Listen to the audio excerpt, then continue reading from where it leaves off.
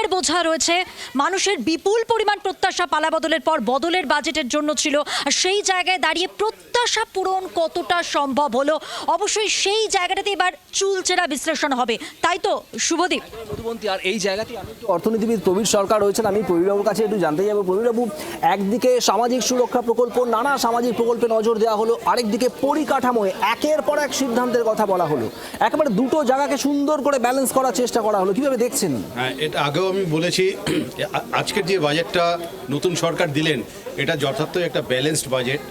তার প্রথম জিনিসটা হচ্ছে যে রিফর্ম, যে সংস্কার, সেই দিকে দেখতে গেলে বিত্তীয় ঘাটা বা ফিসক্যাল ডেফিসিট, অর্থমন্ত্রী যেটা বললেন 3.4 থেকে 2.9%-এ নামিয়ে আনা। কারণ আমরা জানি আমাদের উপরে প্রায় 8 লক্ষ কোটি টাকার উপরে একটা ধারের বোঝা রয়েছে।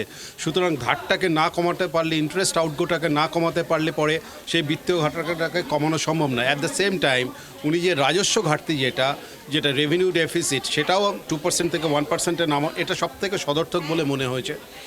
এর পাশাপাশি ওনারা যে প্রি ইলেকশন যে সমস্ত কমিটমেন্ট করেছিলেন যে আমরা কোনো প্রকল্প কাটছাট করব না, এবং ঠিক সেই রাস্তাতে হেঁটেই লক্ষ্মীর ভাণ্ডার, যেটা এখন অন্নপূর্ণা ভাণ্ডার, কন্যাশ্রী, যুবসাথী, ইভেন যেটা হচ্ছে গিয়ে এখন আগে যেটা মনরেগা ছিল, এখন রুরাল এমপ্লয়মেন্টের, এখন সেটা হয়েছে জয়রামজি, সেইটা, এবং তার সঙ্গে আপনার PM আবাস যোজনা, এই সমস্তগুলোর জন্য যে রাজ্যর যে বাজেট, সেইটা কিন্তু উনি মেনশন করলেন।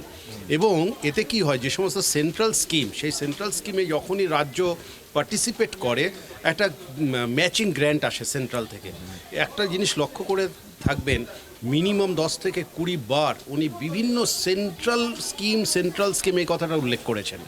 অর্থাৎ সেন্ট্রাল স্পন্সর্ড স্কিমগুলোতে সেন্ট্রাল থেকে পয়সা আসবে, at the same time state participate করবে। So there will be a all inclusive growth. অর্থাৎ প্রবীরবাবু, এই জায়গা থেকে তাহলে এটা স্পষ্ট হচ্ছে যে ডাবল ইঞ্জিন সরকারের যে উপকারিতা, সেটাই এবার বাংলার মানুষ পেতে চলেছে। বাংলার আওয়াজ, বাঙালির আবেগ, জি 24 ঘন্টা।